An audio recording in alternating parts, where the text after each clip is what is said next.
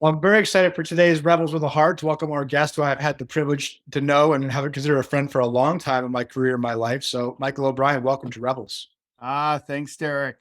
Been looking forward to this all week. Sitting Likewise. down, talking about some goodness. I can't wait to dive in. Awesome. Well, I think first and foremost, I know you have an amazing story that I think would be helpful for the audience to get a flavor of. I mean, we met, I think just on the first and foremost, we both come from James Madison. It's just, we're alumni Yes, of the same. go Dukes. That's right. And we met early on in our careers, our mutual careers in the healthcare industry in different roles, and we had the chance to meet and collaborate there. But you have had such an interesting evolution of your career and life and business over the last, decade in particular. I'd love for you to share some of that with the audience. Yeah, I'd love to. So I think it's a classic story of letting go and rebirth.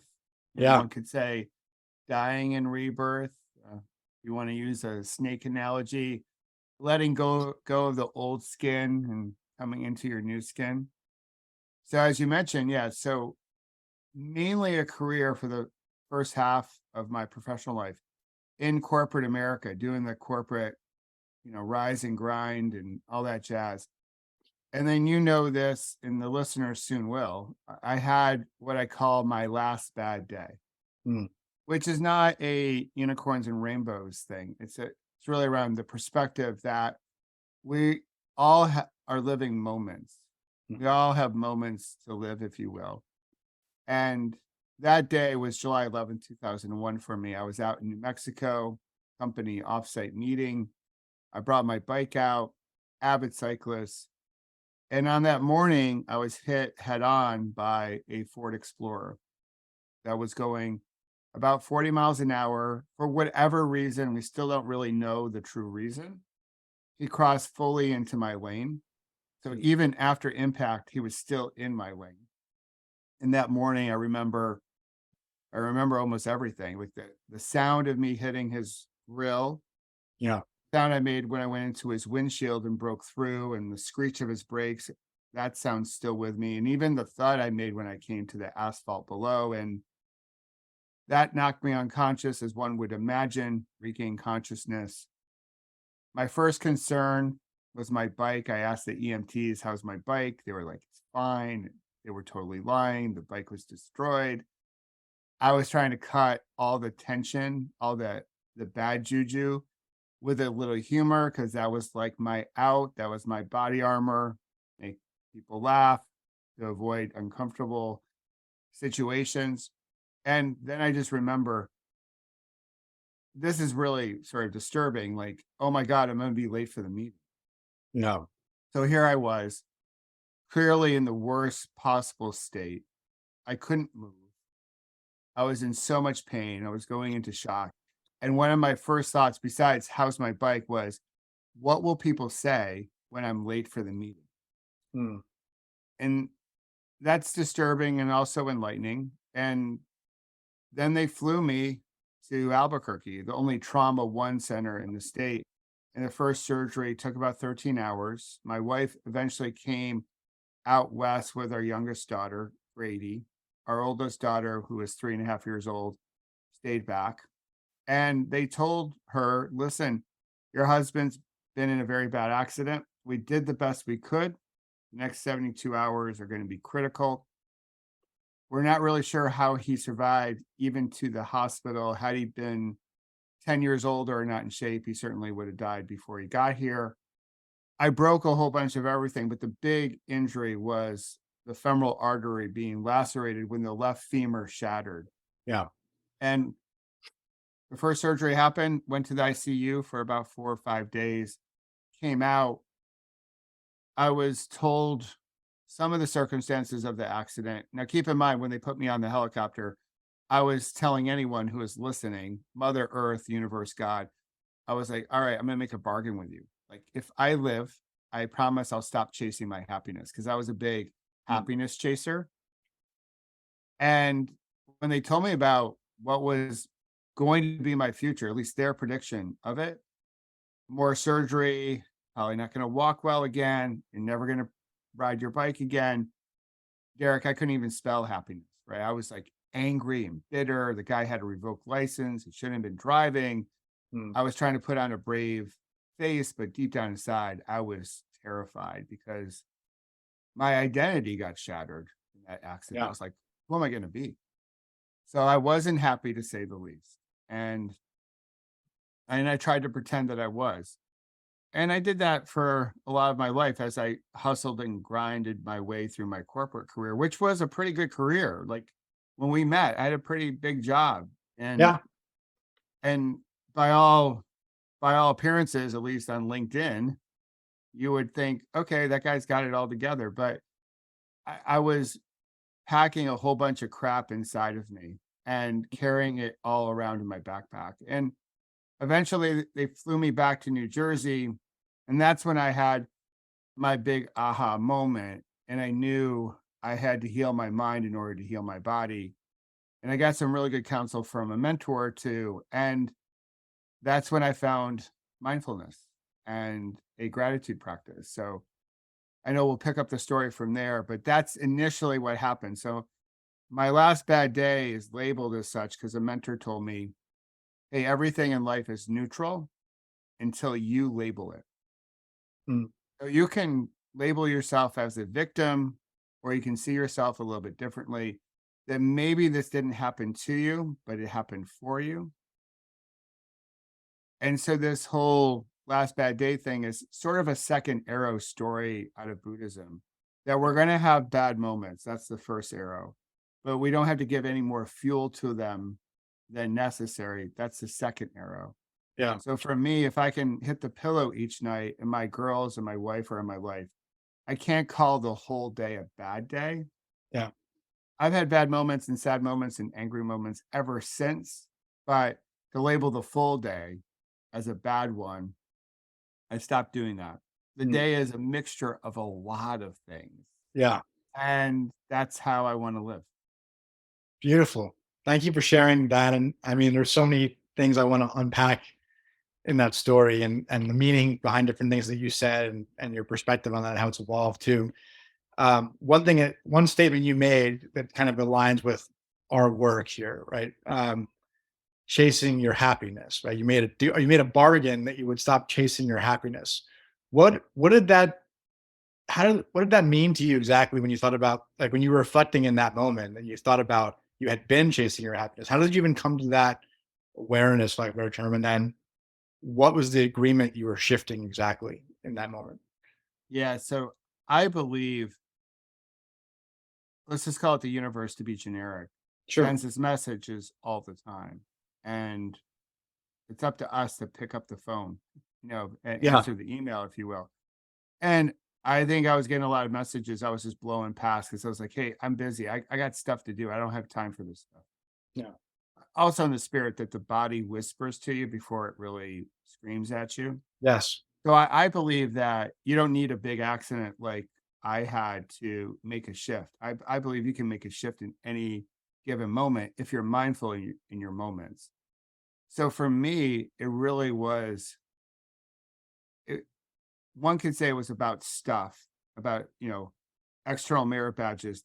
That's a typical answer, Yeah. common day. Like, oh, the car, the house, this. And I like those things, but I'm not a really big car guy. And we have a nice, reasonable house. It's not Yeah. huge, it's not small, but it's nice, it's cozy. We, Yeah. we like our house. It really was, I'll be happy when people start to listen to me. Mm. So I felt, because I've done some unpacking of this, that I never really felt listened to growing up. Wow. And I thought if I got to a certain level in the organization, so climb the corporate ladder, then I will have the title. And then people will be forced to listen to me, Derek. Like Yeah. they have no choice because I am the boss. But and it wasn't just that, it wasn't pure ego. I really, for my whole life, want to show up Yeah. supporting people, like to be compassionate, to be, a rebel, like you guys talk Yeah. about being a rebel. But I thought no one's going to listen to me until I get to a certain level. Right. Current day, it's common to say, well, I'll make it, or I've had made it when I have enough followers, right? If I have like influencer status. So back then there was no social media, but for me it was like I was chasing that title because I Yeah. wanted to feel heard. Once I felt heard, I thought I will finally be happy. Cool. Well, so just to mirror back what I heard you say and where this aligns, right? So when you think about the Rebels of the Heart brand, right, and what we were rebelling against was the system of achievement that you described, where it was, just getting to the next level, to produce, to perform, to achieve, to exceed, without necessarily really thinking about the why and why we do what we do and why we do what we do with who we do it with in the context of our purpose.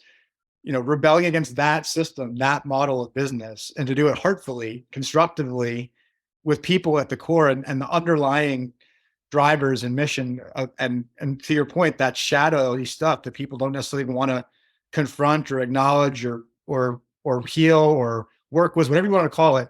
That was part of what we're doing, is that business can be, because it's such a platform in the world and it touches everyone's lives in some way, that if you can influence change in that level, you can influence the entire world, literally. Right. And that was the core concept of Rebels of the Heart. So I wanted to validate that, to your point, because I think that, especially over, the last, 5 decades, right? Achievement for achievement's sake, wealth accumulation, power accumulation, influence accumulation for the sake of it has been a key driver in corporate America, right? And the question is not really why, other than just like, well, that's what I'm supposed to do, because that's how we've been conditioned to do it, right?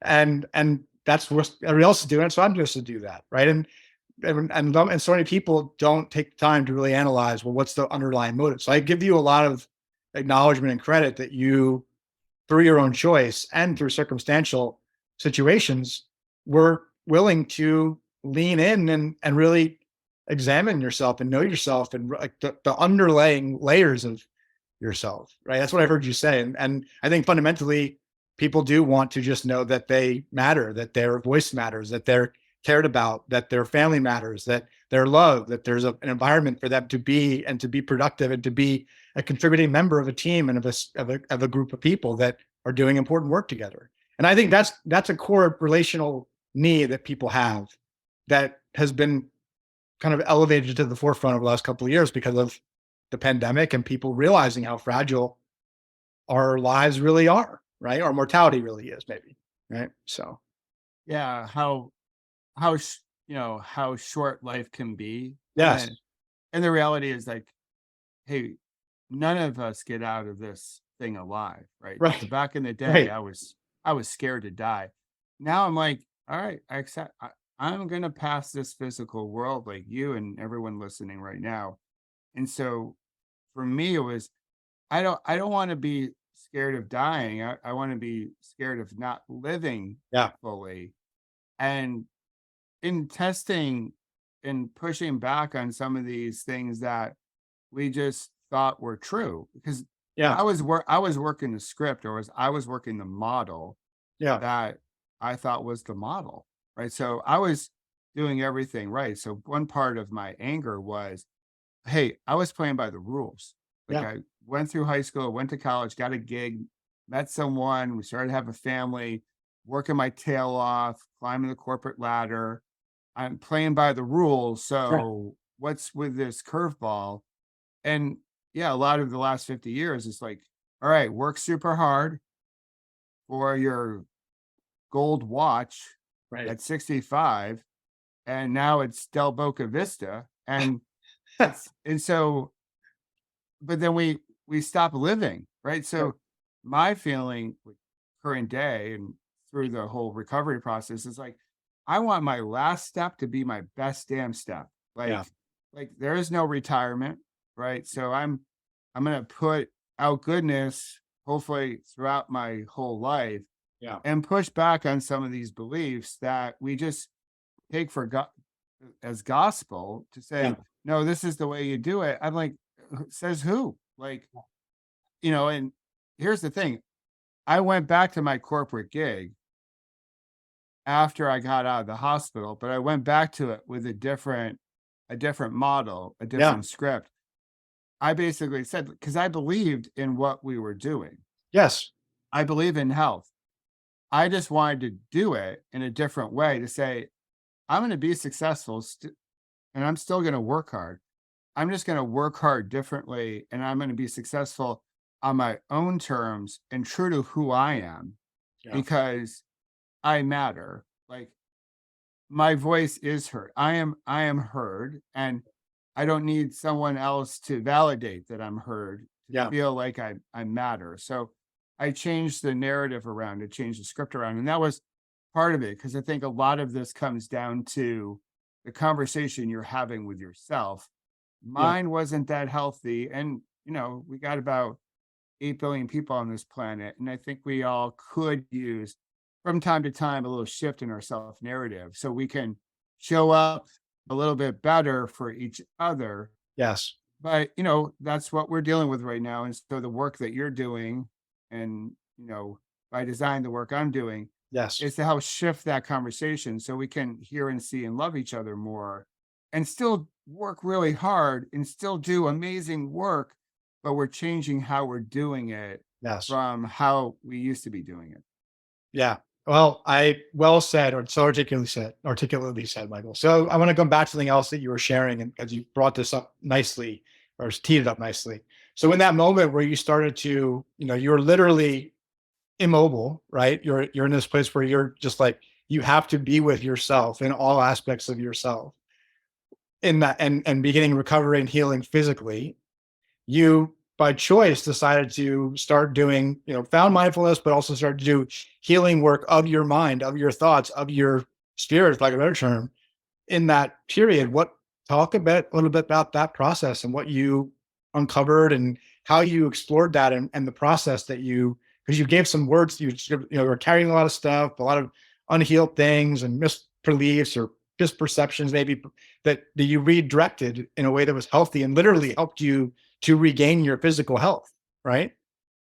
Absolutely. So I knew enough as a lifelong athlete that the breath matters, like Mm. intellectually, but I didn't realize how it could help downregulate, you know, when I was feeling stressed. I didn't get all that concept as an athlete. All I know is people would tell me, take a deep breath before like a big shot or a big pitch, right? So, but I knew like, okay, there's something there. And again, this is 2001. So this is well before like TED.com Yeah. and the internet as we know it. So, you get stuff maybe through books, and that's about it, right? Back in the day. I Hard to this believe is me not say that because that was not very long ago, right? no, not very Yeah. long ago. Like Yeah. there was no LinkedIn, there's no Twitter, there's no YouTube, there's not none of this. Yeah. So there were books, like hard books, like real books, not Audible and not Kindles. Like it's Yeah. like real books. And but I just knew like I had to find a way to quiet my mind because when they would tell me about the extent of my recovery, it felt overwhelming. Yeah. So I knew I had to like, okay, slow it down, make the game go slower because that's what I knew as an athlete. Make the game slow down.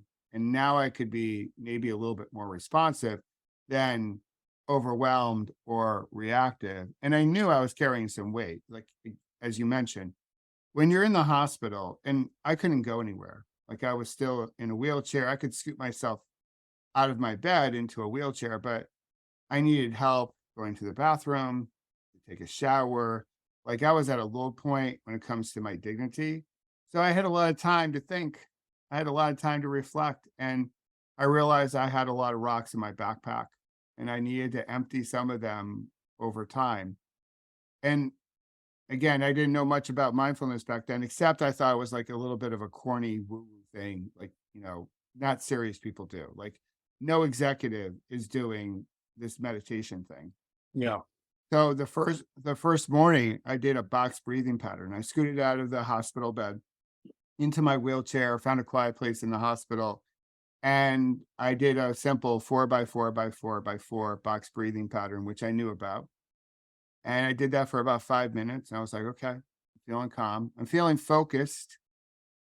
And I approached my rehab. So I started calling these my pause, breathe, reflect breaks. Yeah. And the reflection piece was key because that was really about what am I grateful for or how I wanted to show up to be really, on purpose with intention, how I wanted to approach my rehab because I wanted to get out of the hospital. Yeah. So some of this was, I just want to feel, Derek, I was like, I just want to feel normal again. Like, Mm. I'm sick of this food. I'm sick of all the TVs. I'm sick of all of it. I'm like, part of me was just like, I'm sick of life. I'm like sick of living this way. Like, Mm. I can't even go to the bathroom by myself. I just want to get home to my own bed, my own smells. And so mindfulness was, hey, all right, what do I got to lose? I'm going to do this in hopes I can get out of the hospital. Yeah. So it was pretty much attached to the outcome, to Yeah. be fair. Yeah. But as I did it more, I was like, all right, this is pretty good.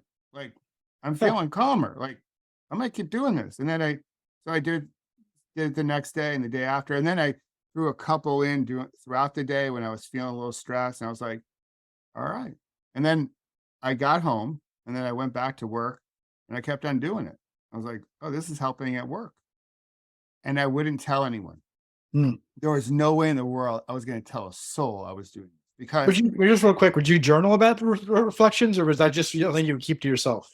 I would journal about them, Yeah. and the journaling became my memoir eventually. Although, Yeah.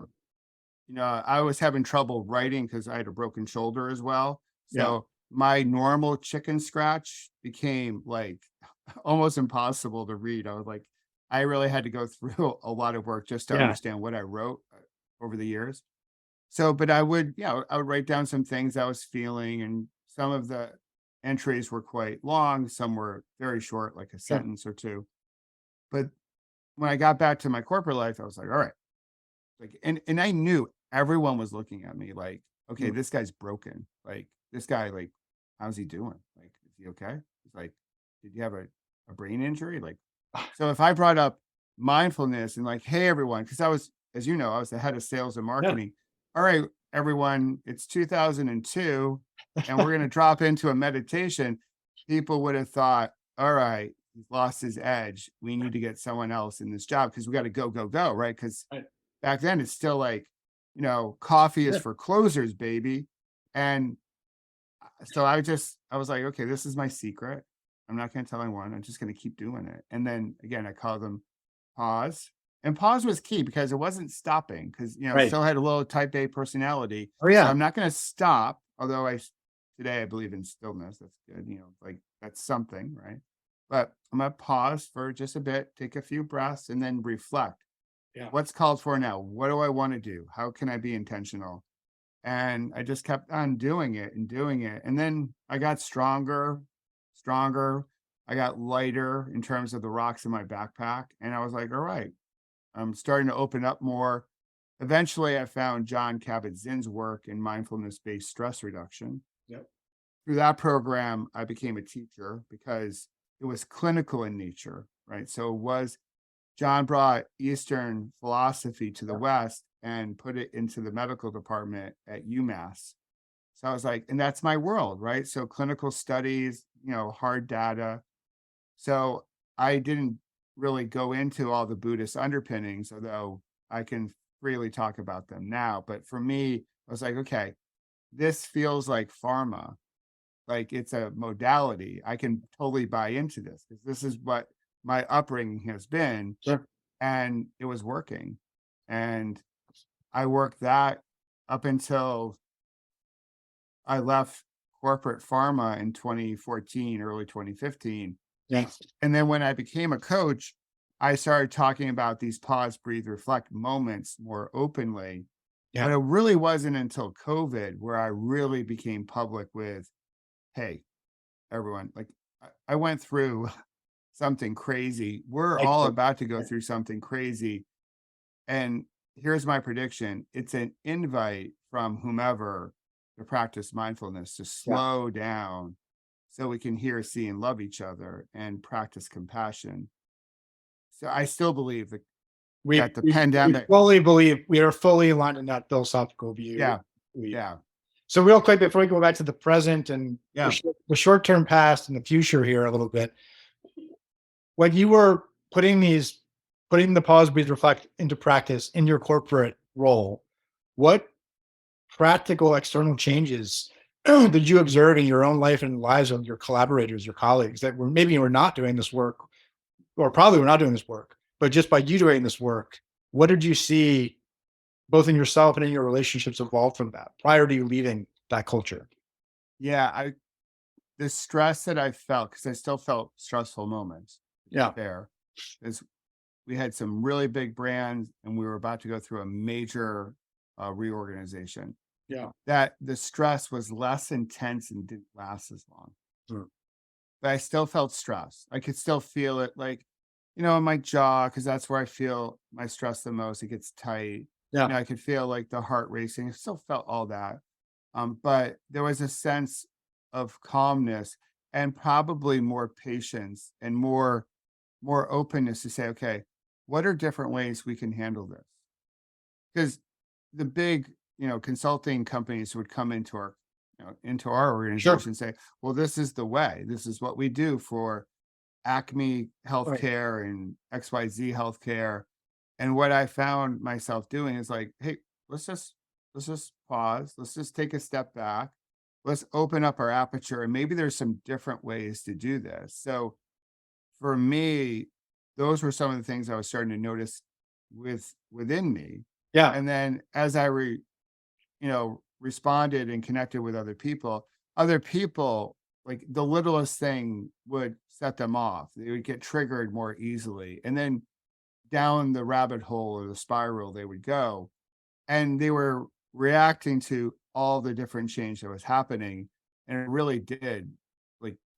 really did consume them, not only their work life, but their personal lives. And some of their personal lives really did suffer. So for me, there was just a general sense of something we talked about when we were out in California together, this Yeah.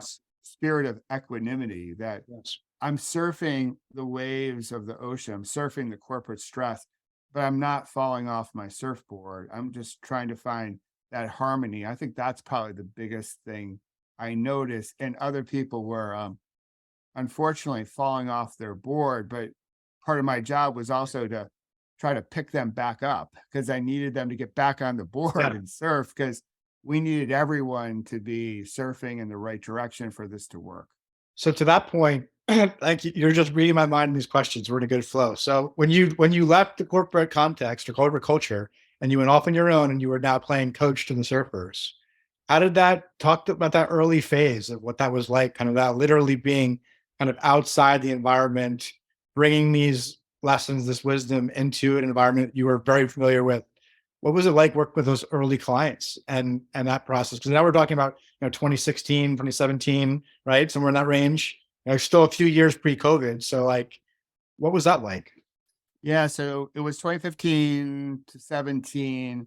We had met Brene Brown at this point in time. The internet was fully functional, maybe. Who knows? We can debate that. But there was something called TED.com. We were starting to learn about vulnerability and empathy and mindfulness. Some of these I would say this in air quotes, Soft, soft skills which are the hardest ones to do. So they right? have clearly a bad PR firm, the soft skill company. So what was happening was people would hire me because I was in the executive suite. They're like, Yeah, "Oh, you used to do the done role." this. Yeah. Yeah, So I want to learn the executive stuff, the hard skills from you. So the first few sessions, we talked about the hard skills. And then through the back door, I'd be like, all right, let's talk about some of the soft skills. Let's talk about mindfulness and how are you handling your stress? Are you handling your stress in an adaptive way? Or are you doing what's pretty common? Like all of our addictions, like grinding it out and yeah, overworking is an addiction. yeah, That extra glass of wine a night is an addiction. Scrolling, on our BlackBerry at the time, yeah. addiction. So what we're talking about is like, how are you handling your stress? And let's try to find a better way to handle your stress because we want to play the long game. So it started off with more of a, hey, I want to work with you. I want you to speak to my team because of your brass tack corporate experience. But then I would basically trick them into, oh, but yeah, that's not what we're really going to talk about. And I had to build up a certain level of trust to be able to do that. And so, but then what was happening for them is that, oh my gosh, I'm different at home. And that's always been my favorite testimonial. So, if a company says, oh my God, Jeff or Sally are much better leader at work, we thank you so much. And I'm like, oh, that's great. Like, that's awesome. Obviously, that's what the SOW was all about. Right. But what I really care about is that, are you different at home? Are you different in your life? Because one day you're going to retire from your job. Yeah. And And you have to be with you. Yeah. yeah, you got to be with you and you got to be with everyone around you. And the way we're advancing from a medical tech perspective, you could retire and still have 40 more years left. So, Yes. like, you're not done. And you got to, yeah, to your point, be with you. And I want to make sure you have enough of that inner work, that self awareness Yeah. to do you in the way that you want to do you. Yeah. Well, very heartily rebellious of you. I'll say that much at this point. So we get to 2020. We have this moment that we both agree was literally the great pause for people to take this moment of reflection and self-evaluation, system evaluation, family cultural evaluation. What did that do to your work and where you've been going over the last couple of years, Michael? So a lot of the work became obviously my story of resilience Yeah. and perseverance and tenacity. So, and a lot of it was, how do we stress less? How do we make sense of this chaos? How do we bring a sense of controlling what we can control and a sense of calm? Because we still have jobs to do, we still have lives to lead. So for everyone, there was just a lot of intensity. We were all worried about getting sick. Many of us knew people that got seriously sick or passed away. So there was a lot from an emotional perspective that, I was involved in, talking to clients, doing speaking, and you could feel the heaviness in the air. But what I started to do was leading meditation practices on this app called Clubhouse. So Clubhouse came out in 2020, and I was like, all right, so this is a chance in an audio format to start leading live meditations because I felt the world needed it. Yeah. And in a matter of months, we had 10,000 members of our community because people needed it. And the way I look at meditation is, I want to bring mindfulness to everyday moments. So I believe shorter meditations count. Now, I'm formally trained in a 45-minute per day practice, but Yeah. for a professional today, they probably don't have that time. So I like to chunk it down in bite-sized pieces. So 1 minute matters, 2 minute matters, 5 minutes matter. And I want you to take these little micro breaks throughout the day. So you weave it into your day so you can learn how to surf better. And so that's what we did. And I have to say though, I took on I took on more of the energy of this situation over the last 3 years than I realized when I got to December of 2022. Yeah. Be I thought I was unloading it each and every day. I was unloading about 97% of it, and 3% remained, and that is slowly built up over time. So I was feeling it when we got to the end of last year. I also rode my bike across the country last year and recovered from a total knee replacement. So I tried to jam pack the year with a whole bunch of a whole bunch. But what I realized is that I want to bring an app to people because I didn't want to be on someone else's platform. I wanted to have a safe, brave container for people to come in Yeah. because we're still going through this. Like, this Yeah. whole thing isn't done yet. Yeah, we don't have pandemic protocols anymore, but who will we become? I think is what 2023 is all about. Are we going to go back to how it used to be, or are we going to step into more of a rebel way of thinking Yeah. and really create something new? I'm optimistic that we will because there's enough people. I think there's Yes. critical mass to make this happen. But the people who want it the old way are powerful and they want to keep theirs, right? So we just got to show up every day and put a good ripple into the world. And I believe that will will topple that wall. Well, I fully agree, and I think you gave voice beautifully to that current tension that exists and the different complexity of people's points of view on that from all different levels of emotional, mental, physical, spiritual, where that's coming from, right? And so, I guess in your small way right now, how are you showing up to continue to reinforce and push through to the future model, if you will, of how we could be kind of actualized in business and life in our systems, right? Creating a better future for more people in that environment.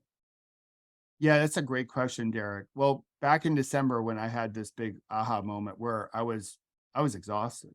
I Yeah. was, I actually injured myself because then the body was like, "Yo, we're gonna shut you down again. You got a little bit too much stress you're carrying."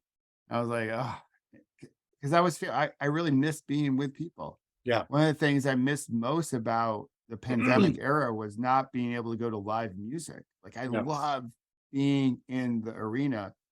Now, as a meditation teacher, I also like my moments of solitude and quiet. So I like both, but I wanted to be with people. So in December, I made a commitment that this year I would get myself into community, be with people in real life, Yeah. as the kids would say, right?